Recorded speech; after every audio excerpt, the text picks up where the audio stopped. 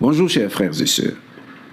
Le président Tchani, président du Niger, est sorti et a menacé Patrice Talon, Alassane Ouattara et Macron, qui, dit-il, sont à l'origine de l'attaque de l'aéroport, disons, militaire de Niamey. Même si les deux aéroports sont côte à côte, mais ils ont attaqué l'aéroport au moyen des drones. Et ils ont été réduits au silence après 20 minutes de combat. Et nous savons qu'il y a eu un Français qui a perdu la vie dans ces attaques. Il a menacé les trois parce qu'il est informé de ce qui se passe. Lorsqu'ils ont dit que les Français, Macron a dit qu'il fermait le 43e Bima, qu'il n'y aurait plus eu de base militaire, c'est le même Tchani, président Tchani, qui est sorti, qui a dit que c'est faux, qu'ils suivent les traces de ces militaires français qui se sont transformés en mercenaires. Donc il faut bien le noter. Et nous savons qu'aujourd'hui, dans le camp de Ouattara, c'est la peur. Pourquoi? Parce que leur fer de lance a été extradé au Burkina Faso. Il s'agit de l'ex-président du Burkina Faso, Damiba. Et ses aveux, il est au cœur d'un système de terreau-terreau que nous connaissons. Parce qu'il est un peu comme le successeur de Blaise Compaoré. C'est lui qui négociait avec les terreau-terreau. C'est lui, au moyen des terreau-terreau, avec les terreau-terreau, a pu déstabiliser la sous-région. Nous savons que c'est Compaoré, au cœur du système, Blaise Compaoré, qui est venu avec une rébellion terreau-terreau, comme le dit le président Laurent Gbagbo, enlever le président Laurent Gbagbo du pouvoir pour installer Alassane Ouattara. Donc, Damiba est le successeur, l'héritier de Blaise Compaoré dans la sous-région. C'est lui qui veut le réinstaller au Burkina Faso en éliminant physiquement Ibrahim Traoré. Donc, lorsque Tchani parle, il repose sur des aveux aussi de Damiba, qui a été réduit au silence et extradé au Burkina Faso. On en a parlé. Cela s'est produit après que le président Trump, le président américain, ait fait bombarder les terreau-terreau du Nigeria. Parce que le monde connaît un nouvel ordre. Le monde connaît un nouvel ordre où le téléphone rouge crépite à chaque instant. Parce que Trump n'a pas intérêt à engager une guerre contre la Chine et la Russie. Si vous voyez que Tchani remercie les combattants russes qui les ont aidés à éliminer ces mercenaires, c'est tout simplement pour vous dire que la Russie est pour des négociations, pour des accords gagnant-gagnant. Que la Russie ne veut pas être confinée en Russie. La Chine ne veut pas être confinée dans la région asiatique. Ils veulent faire du commerce avec tout le monde. Et Trump l'a compris. Trump frappe les terreau-terreau du Nigeria pour dire à la France de changer de politique. On ne peut plus utiliser des terreau-terreau pour installer des dictateurs à la tête des États. À quoi sert alors l'AS? Si l'AS lutte contre l'immigration et les dictateurs poussent à l'exil leurs citoyens, eh bien, ceux qui sont exilés vont utiliser tous les moyens pour, par exemple, arriver aux États-Unis, arriver en Europe. Donc c'est un peu comme si on était dans la péninsule de Sisyphe, qui prend la pierre, la conduit jusqu'au sommet et la pierre roule jusqu'en bas et il est obligé de revenir prendre la pierre. Mais c'est ce que les Européens, les Occidentaux font. Vous dites lutter contre l'immigration et vous installez à la tête des États africains des dictateurs qui poussent à l'exil leurs citoyens. Alors, à quoi ça sert? Ça sert simplement à réduire la démographie africaine. Nous sommes comme des balles de ping-pong. Celui-là nous tape ici, l'autre nous tape là. Les dictateurs nous envoient dans le désert. Les Occidentaux nous envoient aussi dans le désert en disant que nous sommes des immigrés. On nous traque aux États-Unis, on nous traque en Occident. Et il y a des Africains qui ne sont pas encore capables de penser leur futur, de dire non à ce type de comportement. Et ils se disent pro-Côte d'Ivoire et ils s'attaquent au président Laurent Gbagbo. Alors que le rôle du président Laurent Gbagbo est celui-là. Il a dit « Je soutiens ceux qui se battent pour leur liberté, pour leur indépendance ».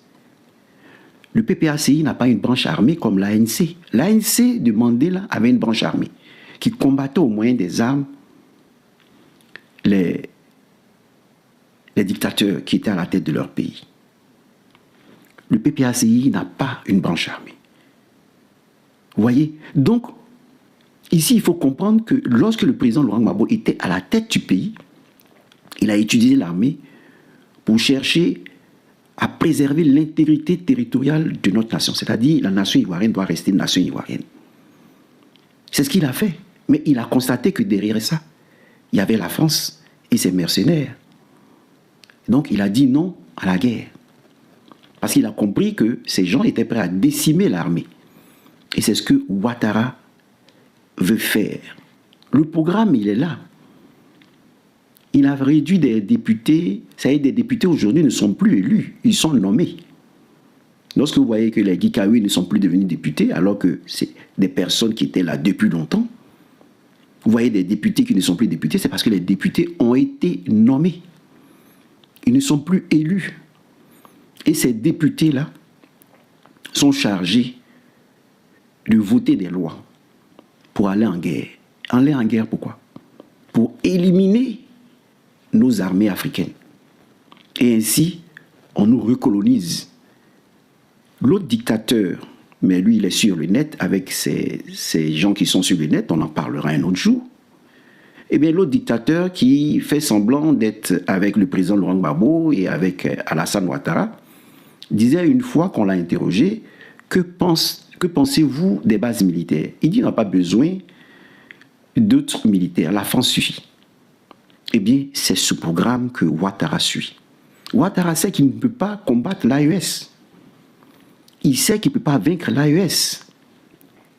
Mais il le fait tout simplement pour que les shérifs Ousmane, qui ont des dossiers à la Cour pénale internationale, se retrouvent réduits au silence sur le champ de bataille, que les combattants dignes comme les nôtres, comme ceux qui ont protégé la République, je ne dirai pas leur nom, se retrouvent aussi réduits au silence sur le champ de bataille.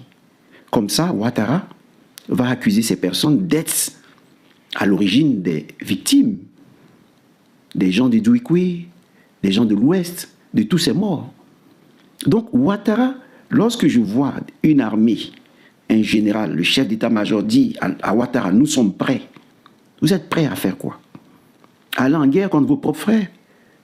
Vous dites que la Côte d'Ivoire doit accepter que les gens du Nord, tout le monde, puissent être présidents, même ceux qui viennent de l'extérieur comme Ouattara, qui n'est pas ivoirien. Mais pourquoi vous allez les combattre aujourd'hui?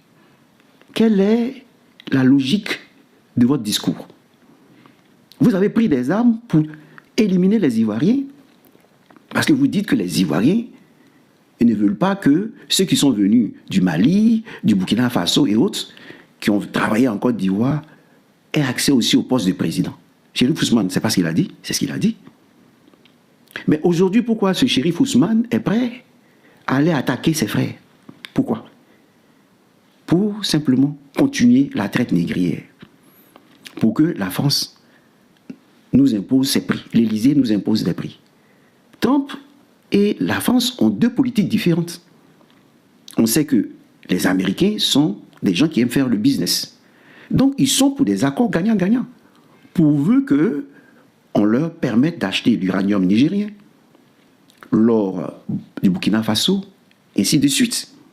Eux, ils sont pour. Or, la France, qu'est-ce qu'elle fait? Elle fixe le prix de nos matières premières. et nous l'impose. Aujourd'hui, le PPACI, à travers son secrétaire général, après leur dernière rencontre, nous a dit que la TVA en Côte d'Ivoire a été augmentée. On a parlé aussi de la mévente. Il dit que le président Laurent Gbagbo a parlé de la mévente du cacao. Mais pourquoi? Parce qu'on a mis à la tête de nos nations des entreprises, un couple qui est en fait une entreprise. Il y a une gestion matrimoniale du pays, une gestion familiale du pays. Ils s'enrichissent et les Ivoiriens meurent de faim. La TVA qui a augmenté, c'est des impôts pour se préparer à la guerre contre l'AES. Et vous allez aller contre vos propres frères. Et vous êtes battus, vous avez éliminé les Ivoiriens pour ces frères que vous dites dignes de gouverner la Côte d'Ivoire. Mais est-ce que vous êtes normaux? Est-ce que ces officiers-là sont normaux? Vous pensez que vous allez vous battre pour qui? Pour ceux qui vous ont colonisé. Vous voyez, les enfants, quand on vous parle de la traite négrière, on dit pourquoi la traite négrière a duré plus de 300 ans. Mais c'est ce que nous vivons. Parce qu'il y a des gens comme Ouattara qui sont prêts à éliminer leurs frères pour le colon. C'est ce que vous vivez actuellement. Il y a des gens qui se lèvent, qui s'attaquent au président Laurent Gbagbo, qui sont pour Côte d'Ivoire, qui ne savent même pas ce qu'ils disent, ils ne savent pas où ils vont, parce qu'ils ont le ventre plein, ou leurs parents ont le ventre plein. Pour eux, la Côte d'Ivoire, c'est suffisant. Ça suffit. Non. Voilà pourquoi aujourd'hui, je voulais dire à tous que le Seigneur a toujours combattu à nos côtés. Il y avait, depuis 2011, quand le président Laurent Gbagbo avait été pris, on disait que le président aurait été libéré. Les gens ne croyaient pas, mais on se fondait sur quoi? Météo politique. Au début, j'écrivais dans les Ivoire Business, j'écrivais sur Connexion Ivoire, Africa 53. Je faisais des articles. Mais je reposais sur quoi? Pour dire que le président aurait été libéré. Sur ce que je voyais. Pas parce qu'à Météo politique, on allie science et foi. Donc sachez qu'aujourd'hui, ce qui est dit par Tchani confirme un signe qui a été donné depuis longtemps. Alors, je vous ramène à ma vidéo que j'ai faite il y a de cela des années. Écoutez ce qui se dit ici. Oui, tableau, j'ai vu un calument gigantesque qui est passé les immeubles. Oui, les immeubles du plateau, le calument est passé les immeubles du plateau. Et les hommes étaient comme des sauterelles dans sa présence. Et les hommes fuyaient en sa présence parce qu'il était dévoré. Et j'ai vu que ce calument gigantesque avait mis, disons, la tête sous le pont général de Gaulle. Sa tête a pu entrer, passer, et son corps n'arrivait pas à passer au-delà, à passer sous le pont. Et c'est là que j'ai vu descendre un ange avec une épée au-dessus de sa tête. Et l'image est passée. Le deuxième tableau que j'ai vu est celui-là. J'ai vu un avion civil s'élever dans les airs et a voulu, disons, voler comme un avion militaire. Vous voyez les avions militaires ultrasons qui passent très vite. Et bien cet avion civil a voulu se tourner dans les airs comme ces avions avec les roues en l'air. Et l'avion s'est écrasé à côté d'un gros avion. Je m'arrête là. Je m'arrête là parce que c'est le signe que Tchani vient de nous donner. Alors, le caïman qui a fait entrer sa tête sous le pont, c'est bien Ouattara qui a forcé pour truquer les élections et s'est fait président. Mais son corps n'entrera pas. C'est-à-dire, tous ceux qui le suivent aujourd'hui pour Côte d'Ivoire, qui le suivent, ne pourront pas gouverner la Côte d'Ivoire. Votre parlement ne passera pas. Ça, c'est pas moi qui le dis. C'est le Seigneur qui participe au combat pour la justice en Côte d'Ivoire qui le dit. Je l'ai dit, vous avez vu quel âge j'avais à cette époque. Vous avez vu comment j'étais. Et donc, le Seigneur nous l'a montré il y a de cela longtemps. Maintenant, le discours de Tchani vient confirmer ce qui se dit sur l'avion civil qui devient un avion militaire. Vous voyez, on ne se lève pas un matin pour diriger une armée. Les militaires, les présidents de l'AES sont formés soldats. Ce sont des soldats. Ouattara n'a jamais été soldat. Donc quand ces militaires apeurés viennent lui faire le résumé de la situation, parce que ceux-là ne lui disent pas la vérité, parce qu'ils ont peur de perdre leur poste, ils ne vont jamais dire « Ah, président, ici c'est chaud, hein, ça ne peut pas aller ». Ils ne lui diront pas. C'est l'avion civil. Donc Ouattara est un avion civil. C'est un civil qui veut se transformer en militaire, en officier pour combattre. Et ils vont échouer. Ils vont s'écraser. Donc voilà pourquoi je dis, la sortie de Tchani, le discours de Tchani confirme le signe de la chute de Ouattara. Lorsque on prophétise, on ne donne pas de date. Parce que le Seigneur lui-même, Jésus, quand il était sur terre, quand les apôtres lui ont demandé quand sera le jour de la fin du monde, il a dit personne ne sait le jour. Le Seigneur nous a créés libres. C'est nous qui déterminons notre propre chute ou notre propre salut. Ninive s'est converti, Ninive a été sauvé. Donc le Seigneur, c'est en fonction de notre comportement sur terre qui mettra fin à la terre. Et je le dis aux gens de ces sectes qui enseignent à leurs disciples que le Seigneur a créé la terre et c'est nous qui gérons la terre. Parce que le grand architecte de l'univers, c'est fait et nous aussi, nous devons nous faire nous-mêmes. C'est faux. Le Seigneur agit chaque jour sur cette terre quand nous prions. Donc ici, on vous dit que Ouattara va tomber quand il va vouloir devenir un chef militaire. Quand lui, le civil, va vouloir devenir un chef militaire. Il n'y a pas une date. Mais la sortie de Tchani est un signe qui montre que Ouattara va tomber. Voilà ce que j'avais à vous dire aujourd'hui. Vous voyez, il faut savoir être reconnaissant avec le Seigneur. Souvent, nous prions, mais nous ne savons pas dire merci à Dieu.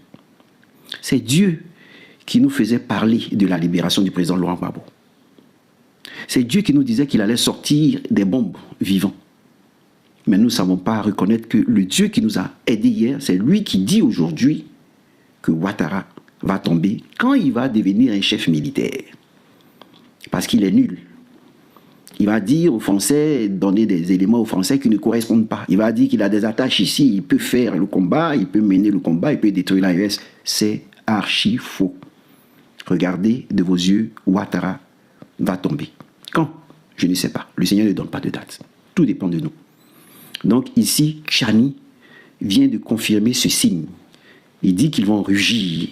Ils savent comment ils vont rugir. Alors, bon samedi et bon dimanche à tous. Ici, quand on dit samedi, on va à la messe, on dit bon dimanche. Donc, bon samedi, bon dimanche à tous. Que Dieu veille sur nous et élevons nos prières vers Dieu parce que la chute de ce dictateur Ouattara est proche. Dieu est avec nous, même si nous ne le voyons pas. Pourquoi? Parce que Dieu est pour la justice. Il ne peut pas accepter que des gens suivent un dictateur qui laisse en prison des innocents, des gens qui ont marché pour dire non au 4e mandat, et libère des voleurs, des brigands. On ne peut pas fonder une société sur de l'injustice.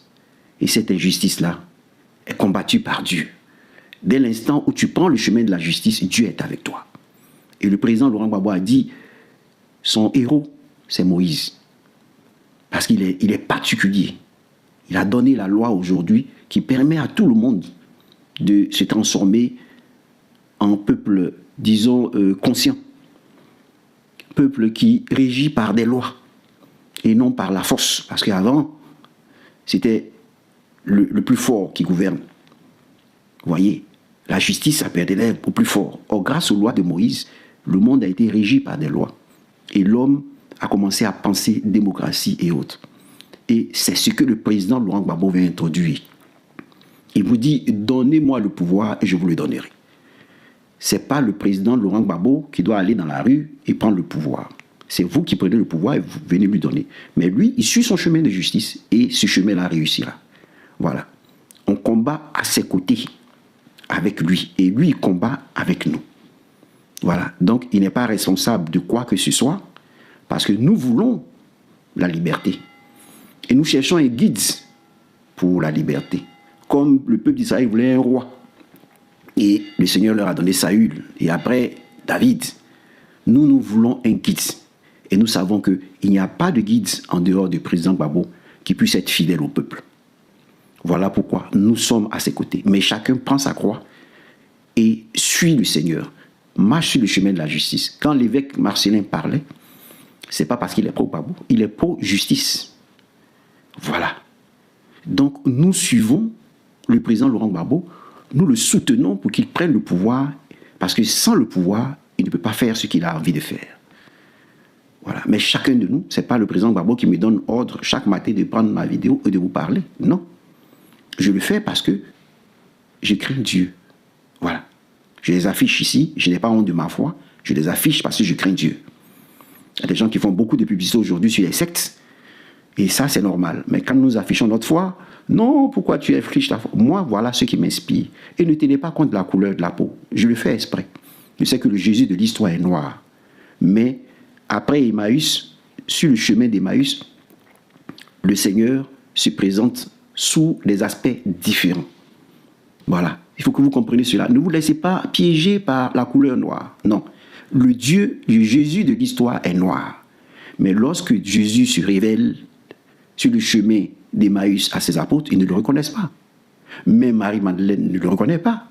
Elle le reconnaît seulement au son de sa voix, à sa voix. Pourquoi? Parce que la voix du Seigneur brûle comme un feu en nous, comme un feu dévorant en nous. Il peut venir comme un Asiatique, il peut venir comme un Indien, il peut venir comme un Amérindien, il peut venir comme un Africain. C'est seulement sa parole qui va brûler en vous comme un feu dévorant et va vous faire comprendre que celui-ci vient de Dieu. Voilà. Donc ne vous laissez pas prendre dans le piège de la couleur blanche ou de la couleur noire. Ce n'est pas Dieu, ne juge pas selon l'apparence, il juge selon notre cœur. Voilà le message que j'ai à vous porter aujourd'hui. La voix de Tchani confirme le signe de la chute imminente d'Alassane Ouattara. Merci et à la prochaine vidéo.